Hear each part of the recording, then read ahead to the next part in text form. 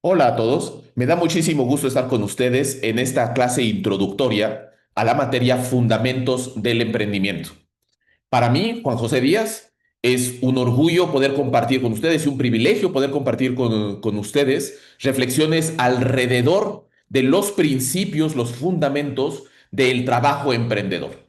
En esta primera sesión, lo que nos toca estudiar es la introducción y como toda buena introducción, planteará los temas generales, planteará el punto de partida sobre el cual construiremos la discusión en las siguientes sesiones. Déjenme comenzar con una primera reflexión y un ejercicio con ustedes. Si yo les pongo esta fotografía, quizá varios de ustedes sepan, o la mayoría de ustedes sepan quién es. Steve Jobs, fundador de Apple, gran emprendedor, cofundador de Pixar, fundador de Next, uno de los grandes hitos del emprendimiento de los Estados Unidos del siglo XX. Es un emprendedor. ¿Qué tiene que ver Steve Jobs con Arianna Huffington? Ella también es emprendedora. Ella está en el mundo del media. Si tuviéramos que compararlos, ¿qué sabemos de uno? ¿Qué sabemos de la otra? ¿En qué se parecen? ¿En qué son distintos?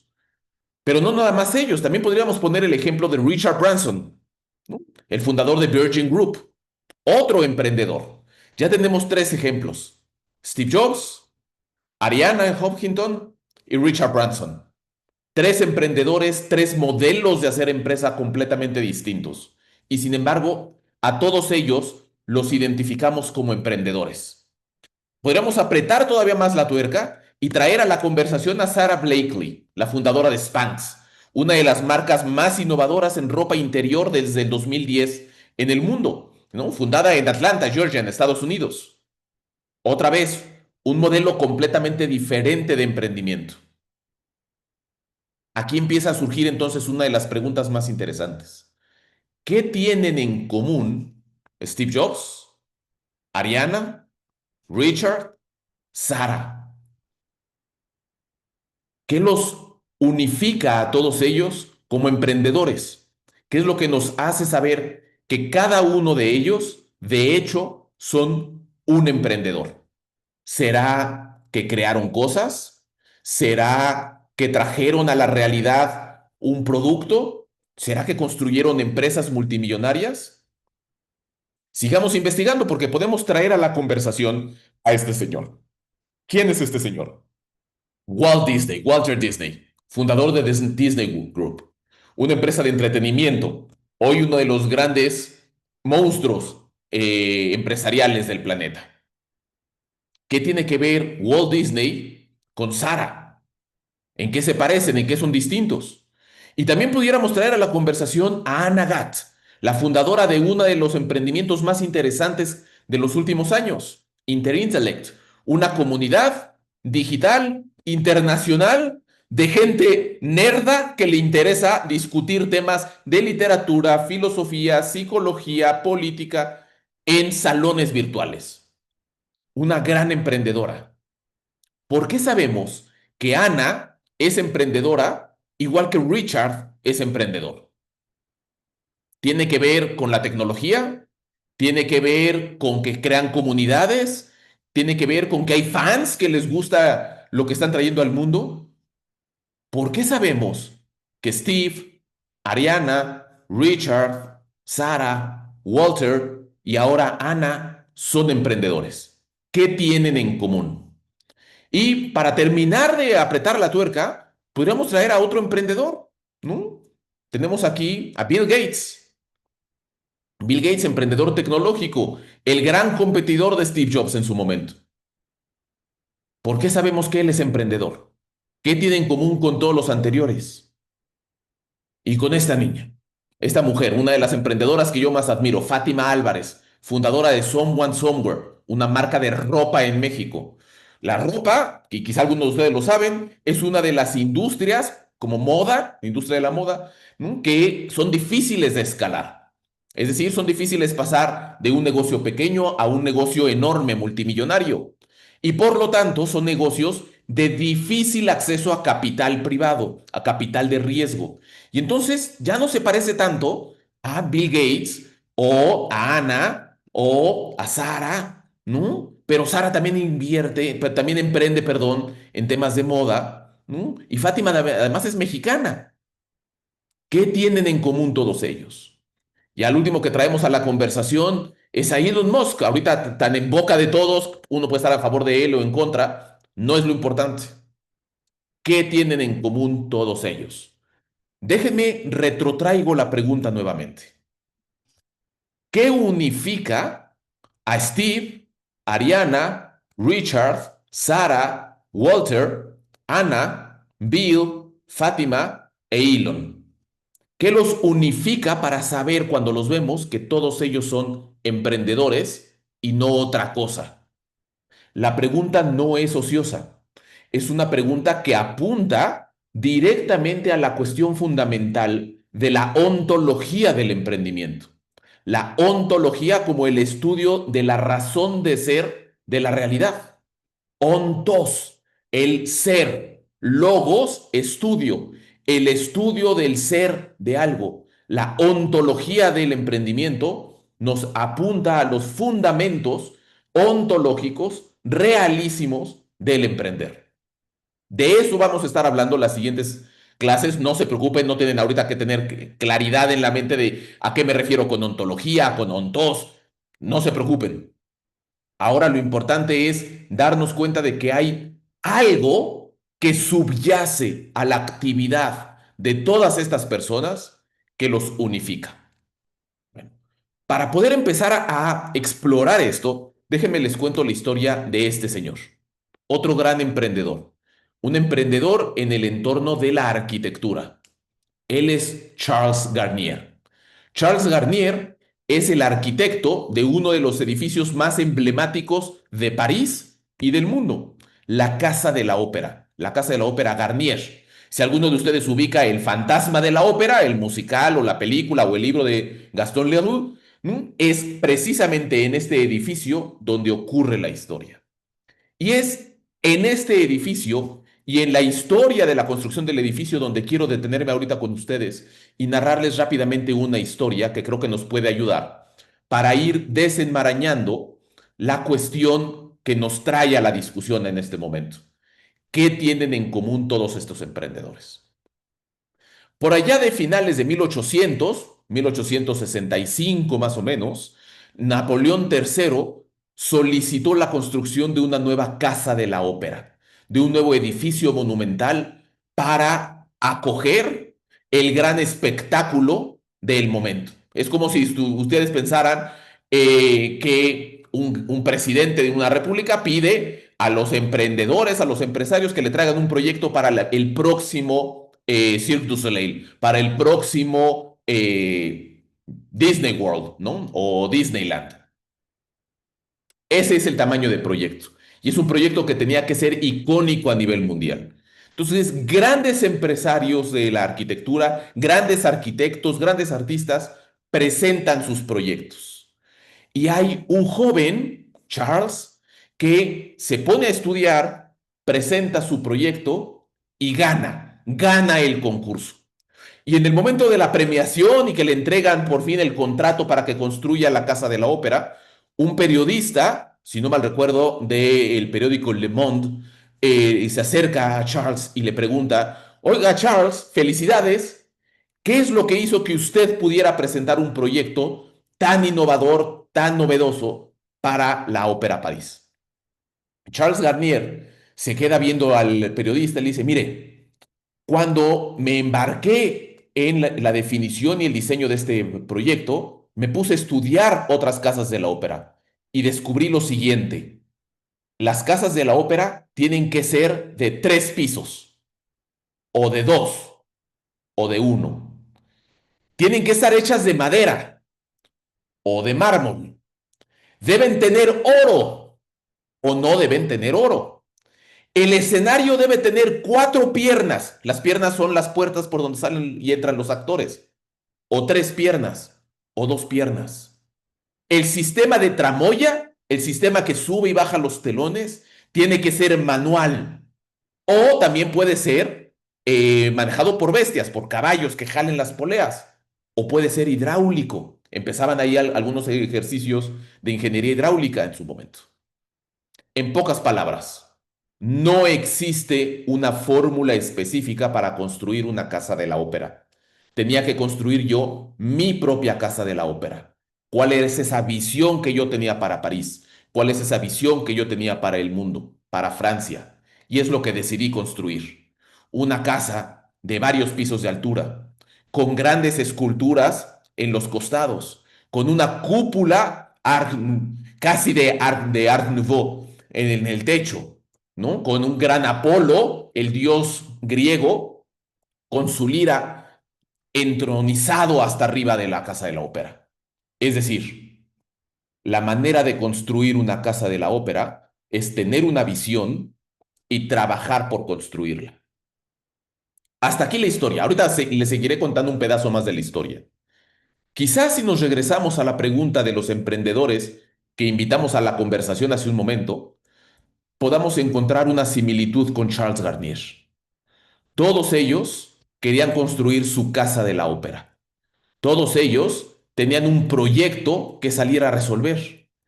¿Cómo hacemos que las computadoras personales sean hermosas? ¿Cómo llevamos información verídica a la gente? ¿Cómo hacemos que la gente pueda tener acceso a música y a las letras de la música de manera sencilla? Y luego a muchísimas otras industrias. ¿Cómo resolvemos el problema de que la ropa interior femenina es profundamente incómoda y complicada de comprar? ¿Cómo entretenemos al mundo con la nueva tecnología que está surgiendo en los años finales de los años 20 en Estados Unidos? ¿Cómo entablamos nuevas conversaciones inteligentes alrededor de temas polarizantes? ¿Cómo ponemos una computadora en cada escritorio de cada casa? ¿Cómo conectamos a artesanas mexicanas con la gran industria de la moda internacional? ¿Cómo ponemos a un hombre en Marte? ¿Cómo construimos un palacio? En esta historia, hasta este punto, quizás surge un primer elemento que alumbra algo. El emprendimiento comparte la característica de la visión, pero también la característica de que no hay, y déjenme repito, no hay una sola manera de emprender. Uno puede emprender como Steve Jobs, como Elon Musk, como Bill Gates, pero también puede emprender como la señora de los chilaquiles de la esquina, como el don de las tortas, como el emprendedor de automóviles, ¿no? Y de ingeniería automotriz, o puede emprender como Anagat con tecnología e intelecto. No hay una sola manera de construir tu emprendimiento. Y eso es algo que unifica. La gran diversidad de aproximaciones al emprendimiento unifica la labor del emprendedor. No hay una receta y por lo tanto requerimos, como emprendedores, contar con ciertas características, ciertas cualidades, ciertas capacidades que nos permitan transformar la visión en la realidad, transformar lo que visualizamos en una ópera París, en una ópera Garnier particular. Continúo con la historia de Charles Garnier. Gana el concurso, comienza a construir la ópera y cuando están haciendo los cimientos, oh sorpresa, descubre dos cosas. Los cimientos son profundamente inestables porque hay un sistema de ríos que pasan por debajo del lugar donde está la Ópera París.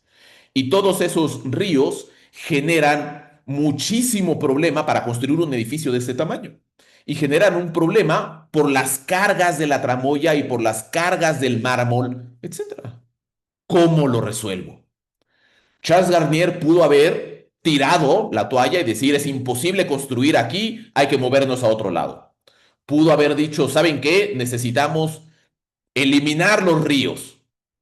Pero en lugar de hacer eso, se dio cuenta que ese gran problema, ese gran obstáculo, podía transformarse en una gran oportunidad. Toma los ríos, los reencausa, construye un gran lago subterráneo debajo de la ópera y va a aprovechar ese lago subterráneo para innovar en sistemas hidráulicos para la tramoya del teatro. Impresionante, ¿no? Eso también es algo que comparten los emprendedores. Frente a obstáculos, frente a adversidades, no se achicopalan, no se hacen pequeños, no tiran la toalla. Descubren que en esas adversidades se esconden como pequeños monstruos feos, oportunidades. ¿Y por qué digo monstruos feos? Porque si fueran bellezas deslumbrantes, todo el mundo las vería. El emprendedor tiene cierta capacidad de, más allá de su mera creatividad, descubrir oportunidades ocultas detrás de esa faz desfigurada de la adversidad. Eso es lo que descubre nuestro querido amigo Charles Garnier. Y por eso quería comenzar con ustedes en esta primera parte de la introducción con esta historia. ¿Qué tienen en común todos los emprendedores?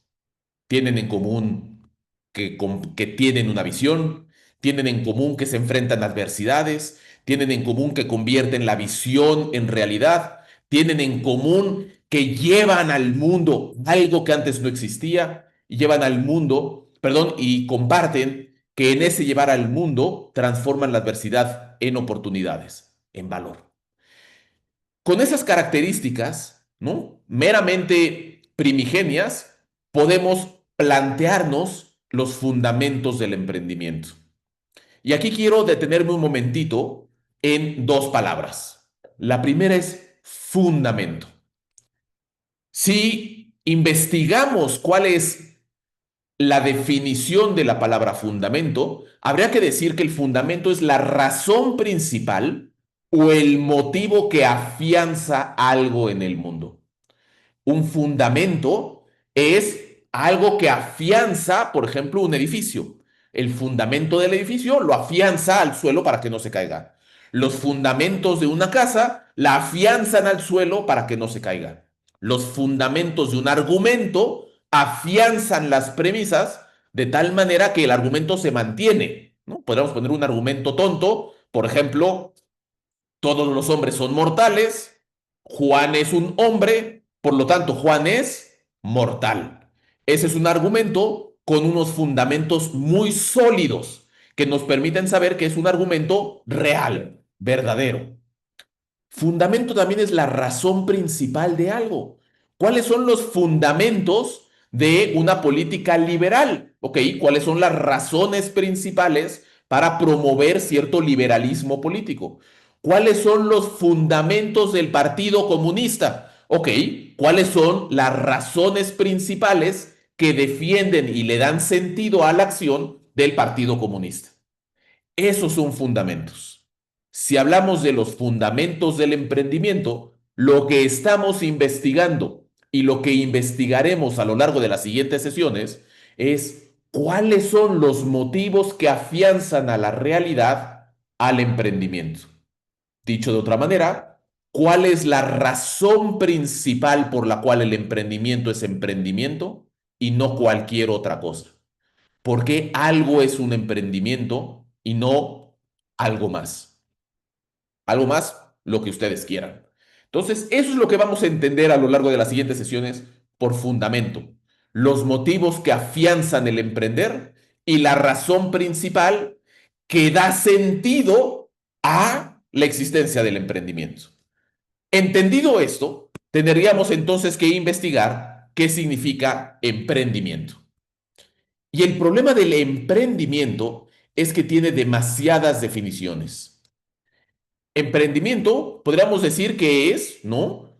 La labor un individuo, perdón, que identifica una necesidad del mercado y trabaja para satisfacerla. Esa es una de las definiciones tradicionales del emprendimiento. Emprender es la labor de un individuo que identifica una necesidad de un grupo de personas, dígase el mercado, y entonces trabaja, se esfuerza para satisfacer la necesidad. Conforme vayamos investigando las definiciones, me gustaría que ustedes fueran pensando qué tienen de razón y si son suficientes, si les hace falta algo. Es decir, si nos apuntan a los fundamentos del emprendimiento.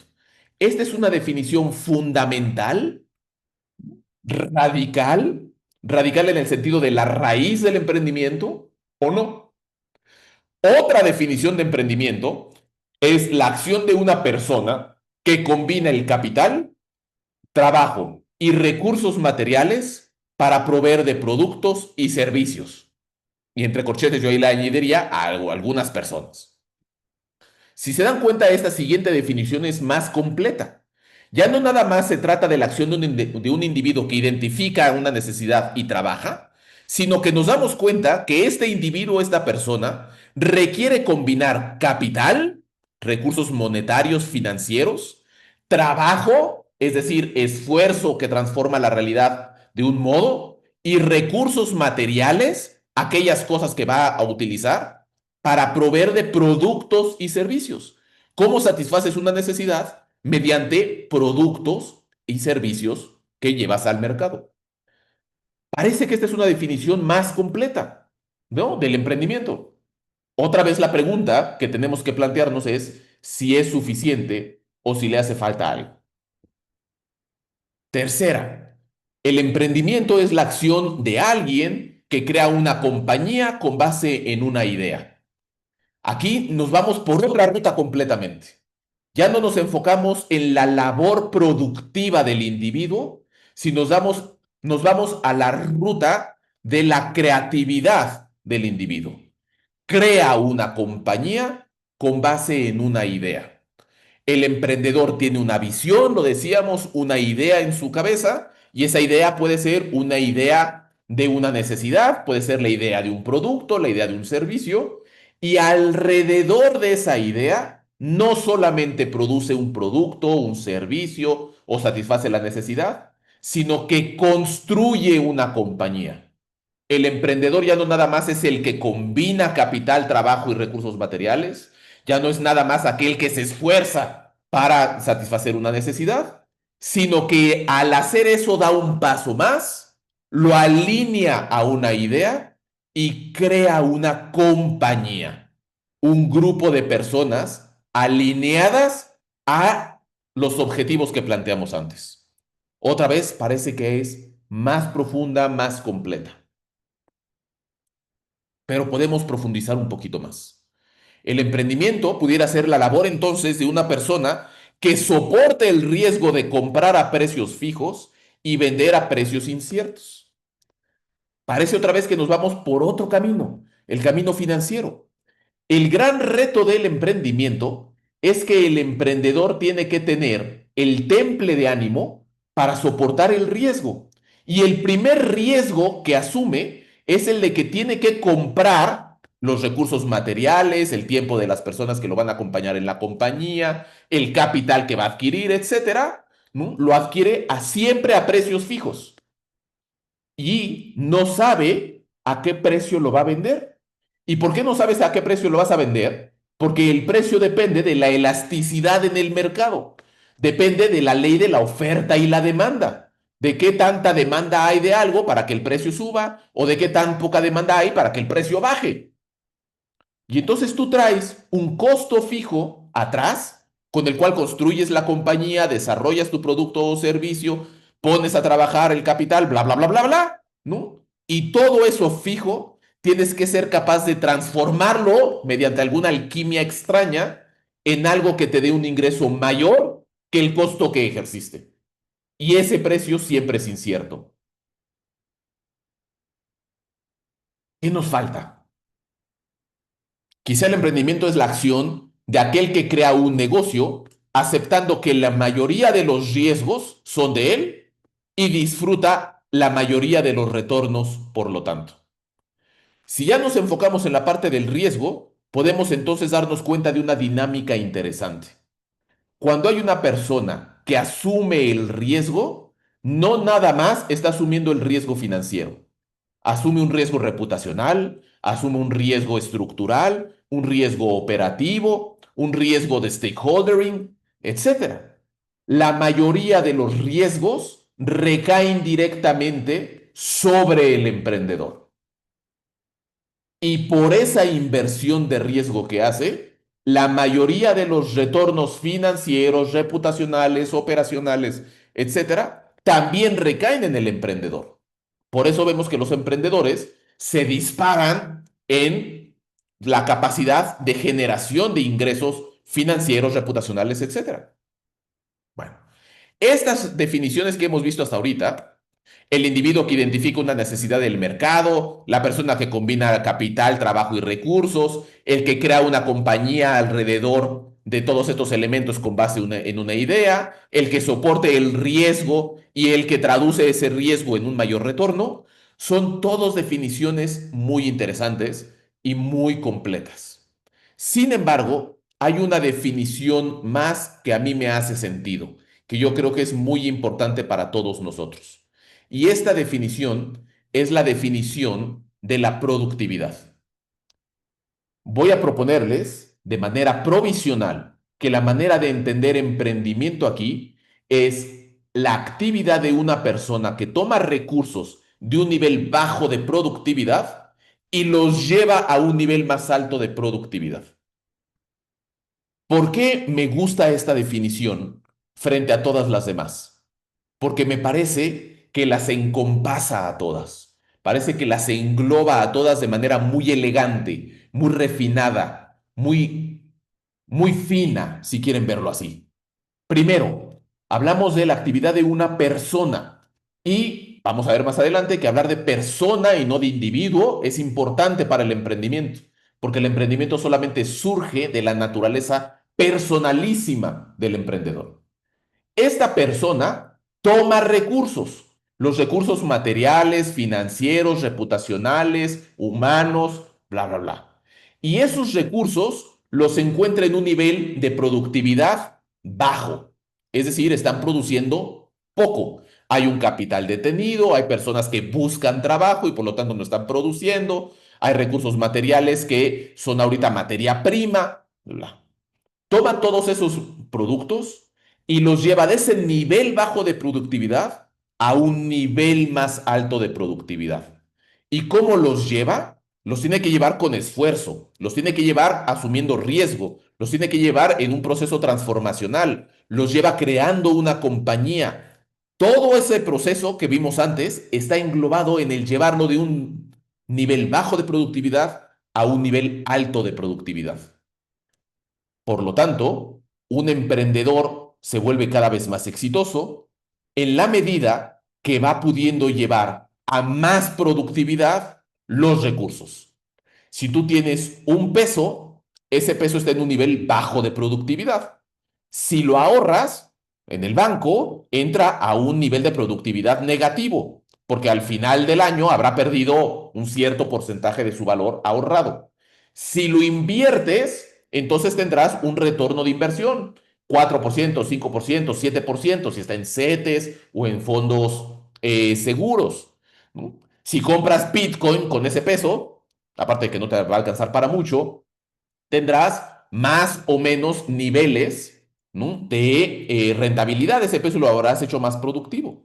Pero si tomas ese peso y ese peso lo inviertes en una idea que te permita construir una compañía para con esfuerzo de todos satisfacer una necesidad, esas personas que reciben la satisfacción te van a pagar no el peso, sino tal vez 2, 3, 5, 10, 15, 20. Y ese es uno de los fundamentos espectaculares del emprendimiento, la capacidad de generar valor mediante un ejercicio de todos los elementos que hemos visto hasta antes. Entonces, recapitulando, ¿qué unifica a todos los emprendedores? Era la pregunta con la que empezábamos. Y planteábamos algunas hipótesis. Les propongo ahorita de manera provisional en esta introducción que lo que unifica, lo que tienen en común Steve Jobs con cualquiera de ustedes, Anna Gath con cualquiera de ustedes, Walt Disney con cualquiera de nosotros, es que todos nosotros como emprendedores tomamos recursos de un nivel bajo de productividad y los llevamos a un nivel más alto de productividad. Este sería, hasta este punto, el contenido de la introducción que me gustaría que se quedaran ustedes en la cabeza. Sin embargo, hay un elemento más que quiero tratar con ustedes. Y ese elemento es la pregunta de cómo saber si eres un emprendedor o meramente un dueño de negocio. ¿Eres un emprendedor o un administrador de tu negocio? Para ello, les voy a pasar el recurso de este video. Este video es una reflexión que hace el señor que tienen en pantalla. El señor que tienen en pantalla se llama Daniel Sullivan. Daniel Sullivan es el coach de grandes emprendedores en Canadá, Estados Unidos y Europa. Es el fundador de una empresa que se llama Strategic Coach, que entre otras cosas desarrollan herramientas de pensamiento para ayudar a los emprendedores a moverse de un nivel bajo de productividad a un nivel alto de productividad. Y esta pregunta me parece que es sumamente importante para redondear la introducción. ¿Cómo sé si soy emprendedor o soy un dueño de negocio? Los invito entonces a ver este video, reflexionar el contenido y seguir adelante en la materia Fundamentos del Emprendimiento. La próxima semana entraremos a temas bien interesantes de la ontología del emprendimiento, ¿no? La razón de ser última del emprender. Los invito a que nos acompañen, a que me acompañen en esa siguiente sesión. Muchísimas gracias. Hasta la próxima.